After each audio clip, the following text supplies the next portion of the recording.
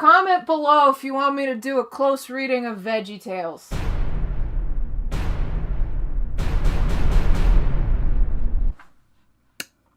Alright, you asked for it, and I am nothing if not generous. For the uninitiated, VeggieTales is, well, now it's a bit of a multi-purpose intellectual property, but back in the 90s, it was a series of direct-to-home video specials exploring Christian stories and themes via a crew of computer-animated sentient produce. The show was created by Phil Vischer and Mike Naraki under the name Big Idea Productions, now owned by Universal Pictures after a bit of a roller coaster of bankruptcy filings in the mid-2000s, but Vischer and Naraki have remained various levels of involved. The show sometimes but not always starts with a theme song, sometimes but not always followed by an introductory section on the kitchen counter where our leads Bob the Tomato and Larry the Cucumber, voiced by Vischer and Naraki respectively, sometimes but not always read letters from kids looking for advice, and then sometimes but not always lead into a segment telling a story with a related moral, sometimes but not always from the Bible, and sometimes but not always interrupted by silly songs with Larry. The part of the show where Larry comes out and sings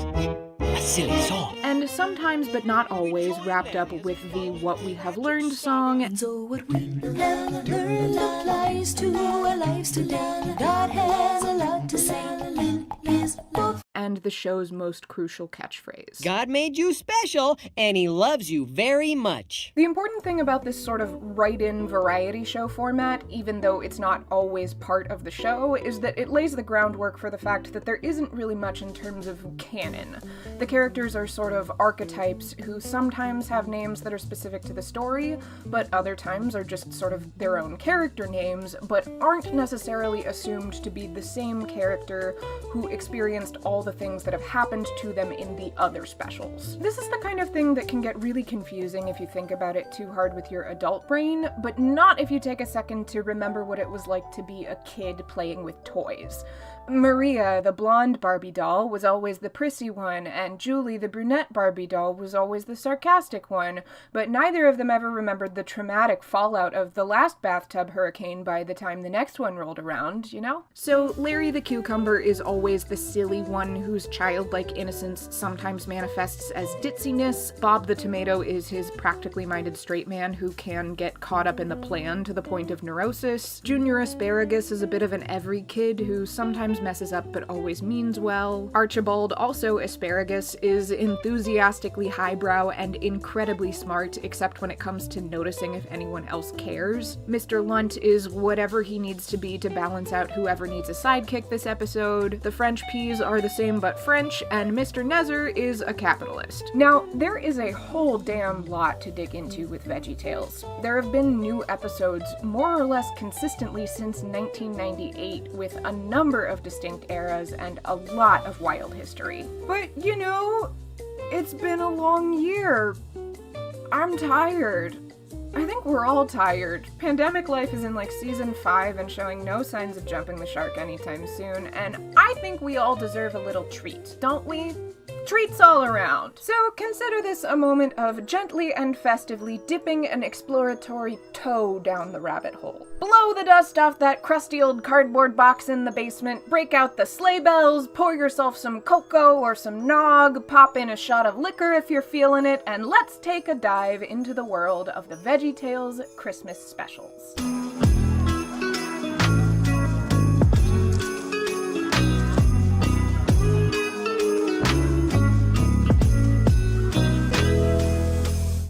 Before we get started, I do want to establish one very important piece of framework. VeggieTales is, in case this was not yet clear, an explicitly Christian endeavor specifically marketed to Christian kids. And I am going to be approaching this discussion with the assumption that that is an inherently neutral thing. We will run into stuff that I will criticize or praise, but the basic fact that the show is religious, and specifically Christian, is not going to be grounds for either. That's a stance plenty of people will disagree with from either direction, but it's the one that best allows us to meet this thing that is very openly and unabashedly religious on its own terms. It also happens to be how I actually feel, so it's the stance from which I am most qualified to speak by about a mile. So let's get into it. it. First up is 1996's The Toy That Saved Christmas, which is a story of how soulless advertising co-opts religious holidays and saps them of meaning. I'm not kidding. This is about as out for blood as a children's cartoon with a good chunk of prosperity gospel evangelicals in its target audience could hope to be. Within the framing device of Grandpa George spinning an old yarn on Christmas Eve, we meet the kids of Dinkletown as they sing about their excitement for the upcoming holiday and see the first run of a new commercial from Mr. Nezer's Toy Factory, introducing them to Buzzsaw Louie, the only toy with a real working buzzsaw in his arm who tells the true meaning of Christmas when you press his nose. Christmas is when you get stuff. Billy has more toys than you. Naturally, this whips the kids into a frenzy faster than eggs into nog. Billy has more toys than me. Who's Billy? I don't know, but he has more toys than me. And we zoom out to see this is all precisely according to Mr. Nezer's plan. You see, Mr. Lunt, the only way their parents will get them to stop whining is to buy them lots of toys. And as the owner of the Nezer Toy Factory, I'll make out like a bandit. But deep in the recesses of Ebenezer Scrooge's factory, the show doesn't call him that. That's mine. You can have that one for free. One of the toys has grown a conscience. Grumpy kids, greedy dreams. This is not what Christmas means.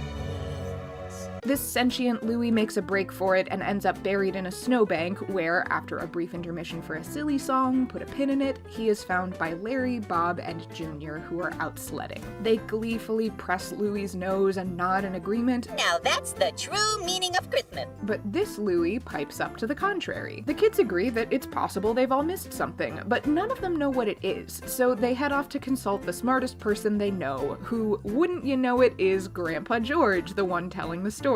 He reads to them about the birth of Jesus, everything clicks into place, and the kids decide to fix this mess by broadcasting the story from the same toy factory that played the commercial. A wave of peace and goodwill washes over the formerly cranky town until just at the end of the broadcast when Mr. Nezer threateningly walks in on the kids, ending the impromptu program on a savage cliffhanger. He ties them up and is about to send them helplessly sledding toward a broken down bridge when a crowd of Dinkletonians burst in to save the day by giving Mr. Nezer a present. Touched by the gesture, he has an immediate change of heart, but accidentally backs into the doomsday lever, sending the kids rocketing toward inevitable smushing after all. Having gone through this conversion experience, though, he rushes after them, and his staff of toy-making penguins rush after him. Louie, being possessed of a fully functioning buzzsaw, extracts the kids, then organizes the penguins to save Mr. Nezer, and everyone has a beautiful Christmas day full of the joy of giving, not just getting. This was an interesting rewatch for me because I definitely remember it from my childhood, but not particularly fondly. It was fine, but it never really did all that much for me. This was a super early episode of the show as a whole, only the 6th one ever made, and I think the idea of a toy with a fully functioning buzzsaw built in is a solid example of Vischer still kind of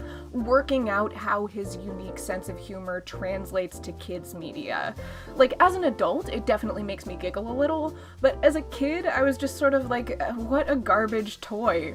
Who wants a buzzsaw? What kind of person would actually lose their whole sense of humanity over this trash? But that's kind of the whole point, isn't it? This is a thing nobody in their right mind would really want, but for which false demand has been created by insidious and effective marketing. And watching this as an adult, I really appreciate not only how explicit the story is about that, but how kind it is to the kids who are duped by it.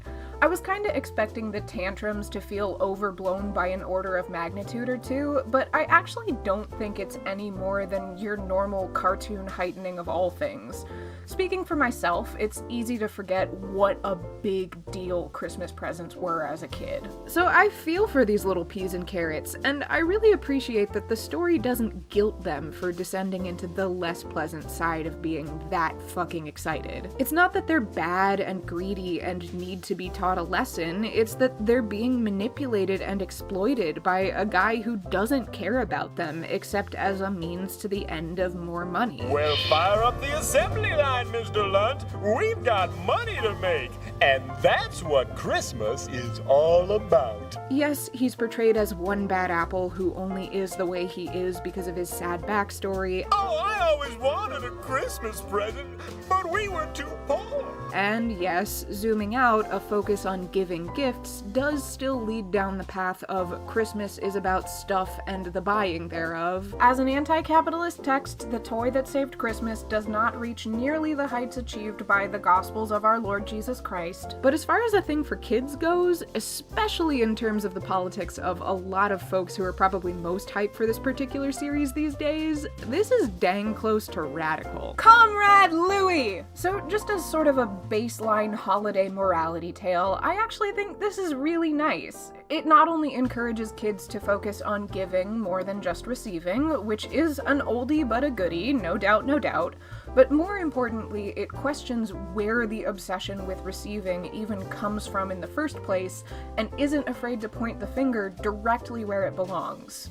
Very good stuff. But this isn't just a morality tale, it's specifically a Christian story. And from that angle, I think we start to see a bit of mess. This is somewhat of a tried and true format, with our characters caught up in the shiny, commercial, worldly side of Christmas, and one caring person stepping back to ask the question, what's this all about? And a wise figure stepping forward to say, oh, I can explain, it's about Jesus. Personally, I think this was done the best it will ever be done by Charles Schulz in 1965 with A Charlie Brown Christmas, and the rest of us can just go the fuck home. Charlie Brown feels dejected and confused vis-a-vis the amount of hullabaloo and marketing surrounding the holiday season. His friends rope him into directing their Christmas play as a way to get him over himself and into the spirit. He is still lost as to the point of it all, and they are supremely unhelpful until finally Linus recites the story of the shepherds being visited by a host of angels. Charlie Brown walks out of rehearsal, and his friends follow suit, decorate his backyard, and welcome him with carols. The reason why I think this is so effective is that the shepherds and the angels in and of themselves are kind of unrelated to the actual resolution here. Linus' recitation is a literal answer to the question Charlie Brown has literally asked, Isn't there anyone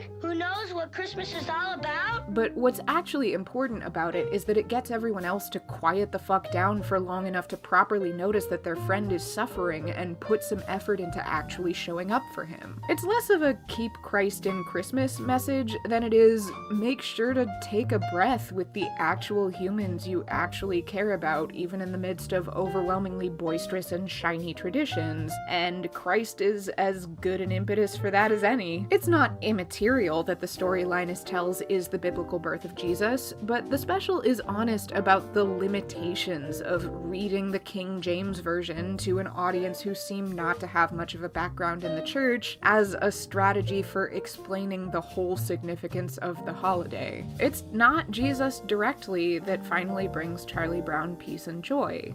It's his friends. There's this narrative that Christian media, especially Christian media for kids, likes to lean on, where just telling a story from the Bible will immediately throw everything into sharp relief and get the listener to shape up their act and/or convert. And this is a narrative with at least some biblical basis. It's a lot of what you see in the Acts of the Apostles with the early growth of the church. After the ascension, Jesus' disciples go forth and preach the good news and grow the church, right? But see, these guys have the advantage of, like, a human being literally rose from the dead. Or at least literally within the context of the story. I am not touching the question of the literal truth of the Bible, not with a 39.5-foot pole. Resurrection of the body is an extremely simple and effective hook. You don't need any more context to be like, wow, yeah, that is impressive, tell me more. But trying to apply this format to the Christmas story, I think, starts to fall apart pretty quickly. A working class couple go on a road trip to fill out their census response, and since everyone's traveling at the behest of the government, the hotels are way over capacity, but this lady's already in labor. So this one receptionist is like, well, we have a barn, I guess. You'll have to share with the animals and put up with the smell, but it's probably better than nothing. And then a bunch of randos show up because some angels told them this kid was important. What the fuck? This is one of those things that can get lost in the ritualized telling of this story. Like, if you've been participating in the Christmas pageant for 18 straight years, the meaning starts to feel pretty inherent. If you live in a place where Christianity is a major religion, especially one where lots of people are super loud about it, you get to recognizing this imagery and carrying lots of associations with it, whether it's part of your religion or not. But if you pop into a parallel reality where this is entirely new information to the characters, it's pretty tough to derive a lot of meaning from it on its own. I mean, there is the whole Immaculate Conception thing, but number one, now you've got to explain where babies come from in some level of anatomically correct detail without getting your operation shut down by the more conservative among your target demographic's parents. And number two, that is not a Christmas story, my friends. That is an Advent story. The real war on Christmas was convincing us all that the season ends when the December 25th dishes have been washed, and not 12 days later on the Feast of the Epiphany. You are being lied to. You have been robbed of a week of January joy, forced to exhaust your resources of cheer far too early when a full 4 weeks of slow and careful preparation was always your right by birth. Whilst we have slept, the war on Advent has raged, and the time has come for her foot soldiers to take up arms. The thing about the Christmas story is that what is meaningful about it is that it's the story of Jesus' birth. And to explain why that is meaningful, you have to sum up the significance of the entire existence of Jesus Christ. And that is a lifetime scale project. Even if you do subscribe to one of the Christian traditions that posits it's all didactically understandable, which is not even close to all of them, the Christmas story is a massive undertaking from which to start. VeggieTales does an okay job of giving it in kid-friendly language. God loved people so much that he gave his only son so that everyone could be with him someday. But even in context, it's clear he's having to take a bit of a leap to get there. Don't you see? That baby was Jesus. To understand how Grandpa got to that conclusion, you need to know that that baby grows up to piss off enough important people to get himself executed by the state, rise from the dead 3 days later, and then fuck off to heaven. And you have to be rolling with the idea that the primary significance of Jesus' life, death, and resurrection is life everlasting for all Christians, as achieved by the means of a sacrifice where someone had to die to atone for all human sin, so God sent God's Son to do it so the rest of us wouldn't have to. And that is a major theological statement. It's probably the most broadly recognized interpretation of the Gospels in the wider cultural awareness. It's certainly foundational to a lot of Christian churches and individuals' beliefs, but it's not universal. For one, it's not really aligned with my theology. It's not what I personally believe. It's not really what I learned in my confirmation class. It's not what I generally hear from my parish priest or even my bishops. And it's not the road most of my friends go down when we dig into this stuff over beers. That doesn't mean it's bad or wrong. It just means that Christianity contains multitudes, and there are a lot of differing interpretations across and even within denominations, and it's impossible to explain the meaning of Christmas via the story of the birth of Jesus Christ without taking a pretty massive theological stand with a metric assload of context behind it. Leading with the Christmas story for a presumably entirely unchurched audience is kind of like starting off middle school science with superstring theory. But it's one of the ones that gets trotted out the most often, because in a lot of places where Christianity is a major religion, Christmas has taken on a life of its own as a cultural event that is tied to, but no longer specifically revolves around, what it means within the Christian church. A lot of people who aren't necessarily Christians still celebrate Christmas in ways that do have meanings much deeper than the product it's used to sell.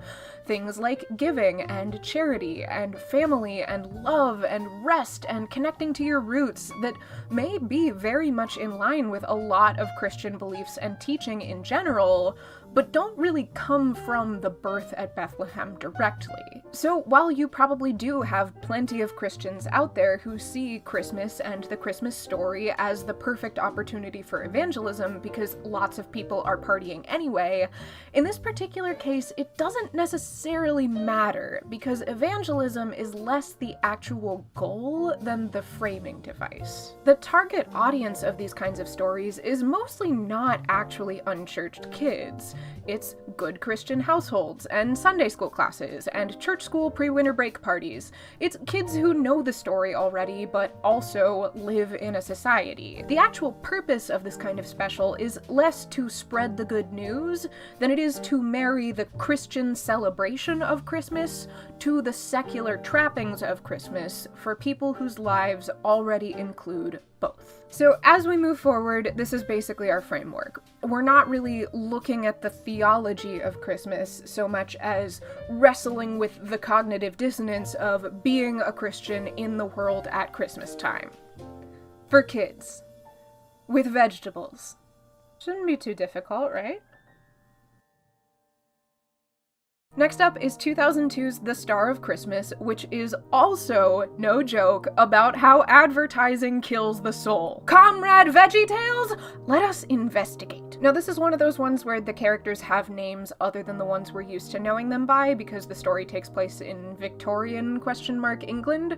Bob the Tomato is Cavus Appythart, and Larry the Cucumber is Millward Phillips, and Junior Asparagus is Edmund, but for consistency's sake, I'm gonna go ahead and just call them Bob and Larry and Junior and Pa Grape, etc. Bob and Larry are songwriters who are burnt out and disillusioned on having to write dental wax jingles to pay the bills, or at least Bob is. Bob's got dreams of putting their talents to work to make this fucked up world a little less fucked up, so Larry secures funding from his Uncle Nezer to stage The Princess and the Plumber, a musical spectacular that will teach London to love, opening on Christmas Eve, which is just 3 days from now. They use wacky inventor Pa Grape's access to real electric light bulbs to get Talk of the Town Madame Blueberry and Roger Ebert of the town The Crown Prince on board. Larry's last lyric falls into place and everything is looking great until a local church where PK Junior Asparagus is putting on the best, shiniest, most spectacular Christmas pageant ever. I've got about 20 pounds of glitter! Despite his father's protests that delivering groceries to the needy is more important than rehearsals and maybe a simple presentation of the story will ring the most true, announces that they will be displaying a priceless artifact called the Star of Christmas during their annual pageant, also on Christmas Eve. No matter how many electric light bulbs Bob promises to utilize in whatever increasingly dangerous places, the Crown Prince cannot be swayed from seeing the Star of Christmas on display for the first time in centuries. And without an opening night review from him, the show is doomed. So Bob and Larry turn to crime, sneaking into the church in the dead of night to steal the Star of Christmas. But little do they know, the church's sexton is actually retired prize-fighting champion Moyer the Destroyer. He scares the shit out of them and gives them a run for their money, but ultimately the gents escape with the star, only to suffer a technical malfunction during their final dress rehearsal, burning Uncle Nezer's theater to the ground, priceless artifact and all, and attracting enough attention for Moyer to direct the cops straight to the star thieves. They land themselves in jail on Christmas Eve, where the ever tone-deaf Bob bemoans his failed plan to his cellmate, who reacts appropriately. Teach London to love with light bulbs. Well, not all by themselves. And says that real love requires true sacrifice and isn't something he thinks people are even capable of, much less something they can be taught. Whoa.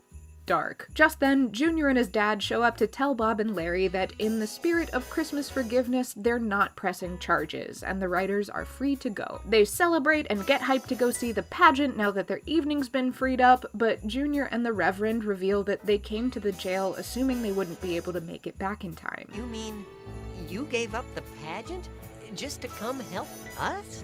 Edmund didn't want you to spend Christmas in jail. But lucky for them, Pa Grape shows up in his highly experimental rocket-powered car, which he had previously promised to let Larry take for a spin sometime. Larry cashes in that favor to get his saving angels to the pageant, delightful slapstick ensues, and Junior not only makes quite an entrance, but asks Bob and Larry to provide the pageant's Star of Bethlehem, since the precious artifact, the Star of Christmas, has been destroyed, but it's fine, because the real Star of Christmas is Jesus. Bob is entranced by the pageant, and Larry, enrobed in light bulbs, steps in as the star. Bob and Larry drop by the jail to bring their former cellmate a plate of cookies, and the special ends with them in wage slavery. I suppose you heard about the theater. Mm-hmm. So I figured you two can work for me in my factory until it's paid off. That seems reasonable. Alright, so cards on the table. I love the Star of Christmas with all my childlike heart. I don't remember exactly when this one came into my life. I think it was probably a few years after the release date, because I'm pretty sure it was by way of sort of a super special that had this combined with The Toy That Saved Christmas, with this framing device of like a TV Christmas spectacular that had a couple of extra silly songs in the middle. And I'm pretty sure my family picked it up on VHS from like a garage sale or something. Most likely I was teetering on the edge of irony-poisoned teenagerdom, but this shit just hit me and my sisters precisely in our collective funny bone in a way I don't think I'll ever really outgrow. Like, you would not think that the phrase "teach London to love with light bulbs" would have that much application, but it has shown up on my extremely adult budgeting spreadsheet like 3 times in the last year and a half alone. Teach London to love with light bulbs. Oh, that's a pip. In terms of just the sense of pure, unadulterated goofiness that really defines VeggieTales in my brain, this is untouchable. If that's the star, what did we take? It was our other famous relic, the Turtle of Damascus. This is why VeggieTales has had such cultural staying power, because it's always been good TV. As Vischer wrote in his 2004 memoir, we wanted to make videos that weren't just good for Christian videos, but were good for any videos. And I think The Star of Christmas just absolutely is a good kids' Christmas special. But it's also a Christian Christmas special, so let's talk about that. That the duty of Christianity is specifically portrayed as performing self-sacrificing acts of service for those who are truly in need and empathizing with those who have harmed you, I think, is quite solid. At the end of the day, the crime Bob and Larry have committed is against a hunk of metal, and they did do it for wildly misguided, but ultimately pretty understandable reasons. If I could do one thing, just one thing, I'd teach all of London to love. Is that so much? It's not like they showed up to pageant rehearsals spewing hate speech, or campaigned for a politician who supported sending all asparagus back to the Mediterranean or something. And the prison system is obviously pretty shitty, so like, yeah, radical biblical forgiveness is very much in order here. And just on a personal level, I can very much relate to Bob here. You know, like, I had a conversation with my mom around the first time I sold a sponsor read on a video where, like, I had to sort of explain what that meant, and once she understood that I was going to do what all her favorite podcasts do, it was clear that, like, that meant I had made it in her eyes. Mom, I know you're watching this. Please don't feel guilty about that. It was a really sweet chat, and I'm so beyond unbelievably grateful to have parents who think that this weird thing I've chosen to do with my life is cool. But I don't know, we do in fact live in a society, me and my mom and Bob the Tomato, and I guess I can relate to the idea of being an artist who wants to do good in the world and having the thing that makes people take you seriously be a commercial. You want to hear the song? For happy Jills and happy Jacks, use Derling's famous dental wax. Yes, sir. It's a winner. Add to that the part where the questions of how do I make meaningful art and how do I make art lots of people will see can be really, really tough to untangle from one another. And the idea of seeing a teeny tiny artist who is so absolutely stuck to their guns just fucking thrive and being like, that! I want to make that! I want to do what that is doing! Oh my god, yes. I love it. But once again, this isn't a thing that was made for jaded adult artists. It may have been made by jaded adult artists, almost certainly was, considering that Big Idea was falling apart at this point in history with no guarantee that it would come back together. But it was made for Christian kids, and this story does have a Christian kid in it, with a very similar journey of growth to go through. Junior is so stoked about staging the best, shiniest, most spectacular Christmas pageant ever that he not only disregards, but kind of scoffs at doing the sort of work Jesus is supposed to have called Christians to do. Dad, do you have to do it now? The pageant! Isn't as important as helping people in need, Edmund. And the next time we see him, he's done a complete 180. Edmund didn't want you to spend Christmas in jail. How? What changed? I think that this is more important than it seems on the surface, because we are trending dangerously close to you, the Christian kid watching this, are better and smarter and more clued into the truth simply by being a Christian than the average unchurched doofus. Which I don't think that the special is trying to do, and I actually think it's putting in some effort not to do. Having Junior need to learn a similar lesson to hardened criminal Bob the Tomato is actually really great, but having Junior's journey take place off-screen in a way that makes the character the target audience is most likely to identify with, the inspiration for, rather than the subject of, the most clearly depicted character growth, is not a neutral choice. It says stuff that kids will listen to. But overall, good intentions and spectacle are fine, but not actually interchangeable for love and service and forgiveness. Simple but nuanced. Good stuff.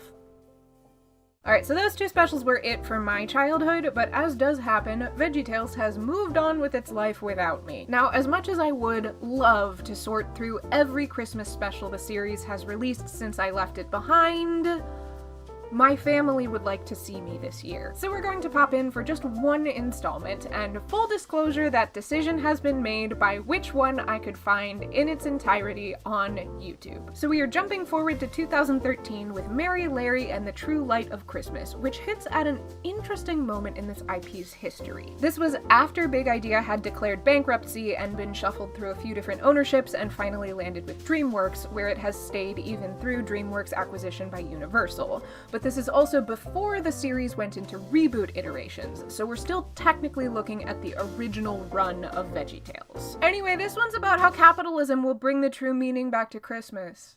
Inside a framing device within a framing device, we meet Bob and Mr. Lunt, who run a decorating company contracted to Christmasify a struggling post-recession shopping mall owned, or should I say ruled over, by Archibald Asparagus, who I'm actually going to refer to by his in-story character name because it is Mr. Cashburger, the king of the mall. Bob and Lunt arrive for the job, sing about the true meaning of Christmas, and meet Larry, a mall elf who is super into his job. Decorating commences, and meanwhile at the elf hut, this one little string bean or something comes by saying she doesn't want anything for herself this season, she just wants to see if Larry will buy one of these cards she's selling to raise money for someone who needs it. She disappears before Larry can find out more about this mysterious stranger who needs help, so Larry commandeers Bob and Lunt's shiny North Pole Express to run after her, and a slapstick chase scene ensues, wrecking the decorations and confirming Bob's suspicions that Larry's enthusiasm is likely to get in his way, but Larry can't be fired because he's Mr. Cashburger's nephew, so Bob gives him a stern talking to about staying in his lane. Break for silly song, put a pin in it. Bob and Lunt get word that Mr. Cashburger is happy with what he's seeing so far, and decide that in order to really make a splash, they should buy this overkill firework. Meanwhile, Larry goes on an odyssey looking for the girl with the cards, eventually finding her at her neighbor's house, which has been wrecked by a fire. Larry thinks that if he could just get tons of attention on this house, getting enough people to help fix it up would be a snap, so he goes to Bob and Lunt to ask if he can borrow their lights. Bob, misunderstanding and thinking that Larry has had a change of heart and wants to help decorate the mall, says yes under accidentally false pretenses. I get it now. Everything you said makes sense. You do? It does? If you want to get attention, you've got to shine some light on it. Yes. Exactly. He and Lunt head off to pick up the giant firework, leaving Larry to case the joint. Returning to find the mall bare just hours ahead of Mr. Cashburger's arrival, Bob finds a nativity display tucked away in a closet, instigating a flashback that leads him to realize he's lost his way and Christmas doesn't need lights. Mr. Lunt thinks that's a load of hooey and leaves Bob to face Mr. Cashburger on his own. Meanwhile, Larry starts up the lights at the dilapidated house to great effect. I gotta call you back. I'm too awestruck with childlike wonder. Back at the mall, Mr. Cashburger arrives, and despite the fact that his name is Mr. Cashburger, is actually quite moved by the simple nativity display. I haven't seen this nativity set in over 15 years. But because his name is Mr. Cashburger, is still kinda disappointed. I mean, really, a mall needs lights at Christmas, don't you think? Quick aside, since we've now seen a couple of Crush sets, you may notice something weird about them. These are human figures, despite existing in a world populated exclusively by sentient vegetables. Weird, right? Well, there's actually a very specific explanation for that, which also covers the potentially unasked question of why the vegetables' first holiday outing was an original story highlighting the nativity and not just a flavorful retelling like most of the show's other episodes had been up to that point. When Phil Vischer was first floating the idea of a Christian kids cartoon starring a bunch of computer animated vegetables, his mother, who was a doctorate degree holding children's ministry consultant, spelled out two very specific parameters to keep everything a-okay theologically speaking. Vegetables don't go to heaven, and probably shouldn't even pray unless it's clear they're standing in for biblical humans, and most importantly, under no circumstances should our Lord and Savior Jesus Christ be portrayed as a vegetable. I love that so much. Like, I know we talk a lot about the big stuff that comes out of theological doctrines, but so much of it is just a room full of clergy members debating what should be done about the seeing eye dog who managed to gobble its owner's communion wafer when obviously we can't baptize a dog, and I just think that's beautiful. That's a true story, by the way. I don't remember how it was resolved. Sorry. Bob and Mr. Cashburger see Larry on the news with all the lights, including the recently added massive firework which is about to burn the house down all over again. Bob races to the rescue on a malfunctioning Segway, arriving just in time to release the firework not into the house but up in the sky, where it looks rather like the Star of Bethlehem, huh? Bob thanks Larry for reminding him of the true meaning of Christmas, and even Mr. Lunt has a change of heart. Mr. Cashburger, whose name is Mr. Cashburger, tells Bob and Larry off for making a mess of the mall, but also congratulates them on their good work on the house and puts them in charge of the mall's brand new community outreach program,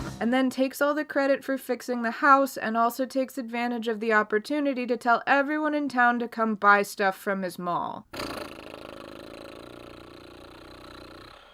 Alright, let's just jump into it, shall we? Mr. Cashburger was definitely written to be Mr. Nezzer. This is exactly the kind of role Mr. Nezzer usually plays, right down to being Larry's uncle. But, as explained by Phil Vischer, who voiced Nezzer in one of the most uncomfortable video clips I've ever had to watch, Mr. Nezzer was cut from the VeggieTales universe due to DreamWorks' policy of race-appropriate voice casting. You know Mr. Nezzer's black. I thought he was purple. He's green. That's why I got kicked off the show. I based Mr. Nezzer off the Oogie Boogie Man from The Nightmare Before Christmas, which is a black stereotype performed by a black actor. So I was kind of imitating a black stereotype in the styling of a voice. And I don't know if you know this guy, I'm not black. So I could get away insulting Indians. Yes, you could do a horrible Indian stereotype. I love your Indian accent. See, you wouldn't get in trouble because you really are Indian. Just give us a little bit of something. No. Come on. Give me a little something, something. Now, if I'm going to show that clip, which is from 2014, it seems only fair to mention that Vischer has more recently been pretty committed to using his platform for anti-racist education, so honestly, I would guess that even he would cringe pretty hard at that conversation in retrospect. And a number of things he wrote in his memoir. But this whole situation just broke my brain so hard I couldn't not include it. But that's not even the only weird thing going on here, because while Mr. Nezzer was on the show, there was always this sort of assumed antagonism. He's the one who owns the heartless factory and needs to be taught about God's love, which he's predisposed to ignore in favor of money. Thank God someone put a stop to this. He usually does learn, he's not a lost cause, but if he's a major player in the story, it is generally with a de facto wrong point of view. Not so with Archibald Asparagus. And I think that's particularly important in the context of the timing of this episode compared to the ones from my childhood. While rhetoric about the insidious de-Christification of Christmas has existed for centuries, it came back into fashion in the US in a big way a few years after The Star of Christmas was released, when Bill O'Reilly famously declared the war on Christmas a national emergency in 2004. And that idea has loomed large in the cultural landscape since. This specific brand of scaremongering about how corporations are kowtowing to the politically correct woke mob of the left by refusing to acknowledge the existence, much less the inherently religious nature of Christmas, and in so doing are destroying the Christian ideals upon which our country was built, and the solution is to force these corporations to publicly and loudly embrace Christianity like they used to do at some undefined time in the past. So even without knowing or speculating about where anyone involved in making this special stands on that particular load of hooey, it's hard to imagine a world in which they wouldn't have been aware that a chunk of their audience was probably on board with that perspective in a way they might not have been a few years prior. And so we have Mr. Cashburger looking at this nativity scene and being so moved because he hasn't seen it in 15 years, and sometimes we really do forget what this is all about, don't we? So that would be your classic Mr. Nezer conversion moment. We've been too wrapped up in pretty lights and selling things. We forgot about the real reason we're all here. Let's take a deep breath and glorify God together. But Mr. Cashburger doesn't stop there. He goes on to say that as nice a statement as this is, the mall obviously needs lights. He's nice about it. This is a beautiful statement, Philip, but I'm not sure I'd hire you boys again. But the message is still clear. To Mr. Cashburger, Jesus is necessary, but insufficient. Notably, this is actually already the basic viewpoint of everyone else in the story. That big number about the meaning of Christmas from the beginning of the special has a whole little stanza about Jesus. And don't forget Joseph and Mary and son. Oh, joy to the world, the Lord he has come. It just also has a lot of other verses about spectacle. The lights and the tinsel, the fruitcake and so. And watching White Christmas 20 times in a row. But none of these good folks need the kind of literal come to Jesus that Bob has, least of all Mr. Cashburger. From the minute he shows up in the story, he is a benevolent and wise figure, so denoted because he shows proper respect to Jesus. And then again, he takes advantage of the press attention on the good deed Larry has done to take credit for it as a way to bring in holiday business to his mall. We understand it was Spring Valley Mall that's responsible for this amazing effort. Oh yes, a wonderful place. Tell us a little more about your holiday hours. Also, his name is Mr. Cashburger, but there's absolutely nothing to the framing of his conversation with the reporter to suggest it's anything other than a perfectly good thing. Let us not forget, he's just created new jobs where two good Christian boys will get to help people. Cough, because their acts of goodwill are giving his dying monument to pre-recession consumption habits the best advertising it's gotten in years. You can't just say cough, that's not how that works. The thing is, there's actually a really clear story hiding in here. Bob is so obsessed with shiny stuff that he steamrolls over Larry's charitable work until he has a moment to reconnect with his values by way of his religion and realize he's been acting a proper asshole. And with Larry's help, he learns that he can use his gift for spectacle to do stuff he can actually feel good about. Personally, I think that's quite nice. Use your God-given talents to do God's work is a Sunday school classic for a reason. But with the addition of Mr. Cashburger, who, and I cannot stress this enough, is named Mr. Cashburger, this is also a story about how the correct avenue through which to do good is with the approval and through the proper channels of capital-motivated business. Cashburger. I can make my own arguments about why that's theologically bullshit, but I don't have to. because VeggieTales already made the toy that saved Christmas. I don't know. At this stage, the original team of Vischer and Naraki were only really involved as voice actors, so that's probably got at least something to do with it. Even aside from the weird messaging, this is just a much messier episode in its writing. The overall arc of the story is coherent, but why the characters do what they do from moment to moment is gonna set you ringing the god-awful ding sound effect every 30 seconds if you think about it for half a minute. Even the sense of humor has a noticeable shift to it. I got a few tricks up my sleeves. Sleeves? You know what I mean. Get dressed, you merry gentlemen, your undies on display. Reggie, you light up my life. Oh, you're just saying that because it's a terrible pun. You know, I may be the king of them all, but he is the king of them all. You're both the king of them all? No, The king of them all. Of them all. listen closely. Them all. It's not bad, but it feels a lot closer to the run-of-the-mill, self-aware whatever that was so in fashion at the time. It's more DreamWorks than Big Idea. It's missing that signature VeggieTales spark. Okay, everybody who's got hands, start time. That be me. Act like a dog hanging onto a big juicy steak that has somehow become trapped in somewhere. Howard, the bank! I can't see anything! Look, the bankers! Look at that! Which brings me to this episode's final abomination. It's Silly Song. I wrap myself up for Christmas. I take the super sticky. It all went down so quickly. Now, if you're not familiar with the classic world of VeggieTales, this may seem just fine. It's a cute little track. Larry? I wrap myself up for Christmas. You wrapped yourself up? Yep. It definitely sounds like it could go on a kid's Christmas album and preschoolers would giggle at it and stuff. Oh, we wrap ourselves up for Christmas. Actually, he wrapped me up. But this is not a proper silly song with Larry. No, my friends. A proper silly song with Larry is an extended musical skit that will leave even the most serious of adults in unstoppable fits of side-splitting laughter. This is a grave disappointment. Truly grave. Am I just being the kind of crotchety old fuck who's like, back in my day, She-Ra was hot? I don't know. Someone who's never seen VeggieTales, please, go watch, like, the Hairbrush Song, The Pirates Who Don't Do Anything, The Yodeling Veterinarian of the Alps, and Larry's High Silk Hat, and tell me whether Oops, I Wrap Myself Up for Christmas stacks up. The world may never know otherwise. We're all counting on you. The stakes have never been higher. But in the meantime, and in support of my case, let us return to the first pin of this video, that first festive, silly song of VeggieTales history, Oh Santa.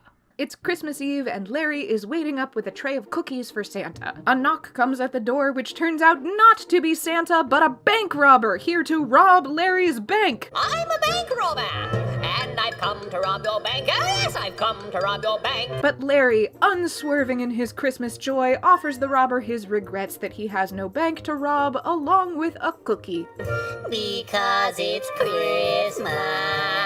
The robber is touched and immediately mollified. Rinse and repeat with a Viking. I'm a Viking! And then with an IRS agent, except, no, Larry shuts the door in his face. I'm from the IRS, and I've come to attack Shark.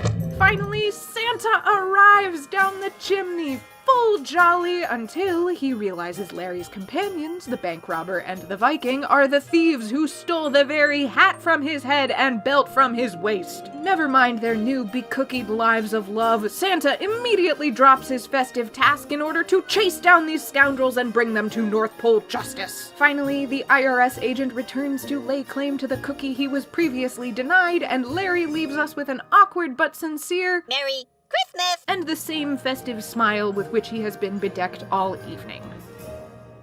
Now, I don't want to sound too dramatic here, but this silly song is not only a work of absolute comedic genius, but also perhaps the most theologically sound parable in all of the VeggieTales Christmas canon.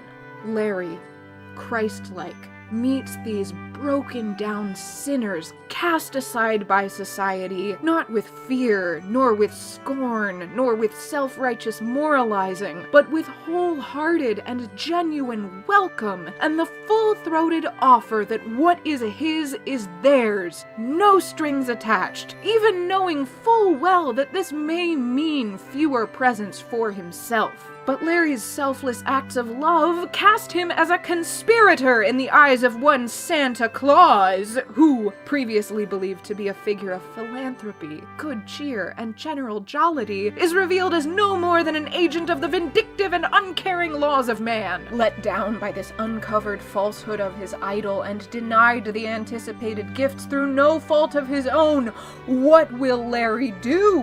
One might expect to see such a deeply wronged cucumber renounce his acts of kindness, seek comfort in worldly pleasures, curse God and die. But not our Larry. No, our hero, presented once again with the opportunity to break bread with that most biblical of outcasts, the tax collector, does not turn him away, but offers freely up his last sugary treat. God bless us, everyone. Hi! Wow, thank you so much for watching this incredibly silly video all the way to the end. If you made it here, I have a feeling you'd really like this video's sponsor, Nebula. Nebula is an online video platform owned by some of YouTube's best educational creators, and also goofballs like me. It's a place where we can make stuff that might not quite be right for YouTube for whatever reason, whether that's original videos, or even entire original series, or extended or just plain different cuts of the same pieces we post here. My recent video on John Carpenter's theme for Halloween, for example, is only available in what I would consider its definitive form on Nebula, because I had to chop up a few clips to get around YouTube's extremely messy content ID system that doesn't take fair use into account. Watching stuff on Nebula means extra content and no ads or sponsor reads for you, and more artistic freedom and better paychecks for the creators you love. It's a win for everybody. Even better, the good folks over at CuriosityStream are so invested in what we're doing with Nebula that we continue to be bundled with them in just an absolutely bonkers good deal. CuriosityStream is the go-to streaming service for documentaries and nonfiction titles, and listen. It's the holidays. A lot of us are spending extra time with family, our sleep schedules are messed up, we're eating too much cheese and playing the same songs over and over again, and there's all this pressure for it to be the most wonderful time of the year. I love my family, but even I could use a good back pocket documentary for when we all start bonking out on good cheer and tryptophan. And I defy you to find a better option than Wild Christmas, which is just an incredibly calming look at a bunch of the animals associated with Christmas stories and traditions. 12 out of 10, guaranteed to keep Aunt Katie from ripping Uncle Joe's throat out. And okay, I know you've heard me hawk this deal before, but if you're watching this video right when it's being released, the time has come to jump on this deal, because through December 24th only, my link will get you 42% off a year of CuriosityStream, which means a regular plan comes in at $11.59 for the whole year, with Nebula included for no additional charge, and you keep your Nebula account for as long as you stay a CuriosityStream subscriber. That's less than $1 a month, for crying out loud. My link will still get you a discount after the 24th, but my goodness, curiositystream.com/Laura Crone and use the promo code Laura Crone. In all seriousness, I know I talked about having some squidgy feelings about the general concept of sponsorships in this video, but I've been so blessed to continue having this one that is just honestly a no-brainer. Nebula is a project I really believe in, and CuriosityStream is so fully behind us, in addition to having their own delightful catalog and being such a good deal that I don't even know how they pull it off. So if that sounds like it's for you, check it out. Thank you so much to all of my patrons, with an extra special thank you to Andreas Evans, Data Fox, Dylan Lorino, Exceedingly Lizzie, Ilona Cansetta, Joe Schlesinger, Madeline Capper, Michelle, Nathan Marcotte, Richard Lawson, and Ronnie Rocket. If you'd like to help support these videos directly, you can do that at patreon.com/Laura Crone, or throw me a one-time tip on PayPal or Coffee.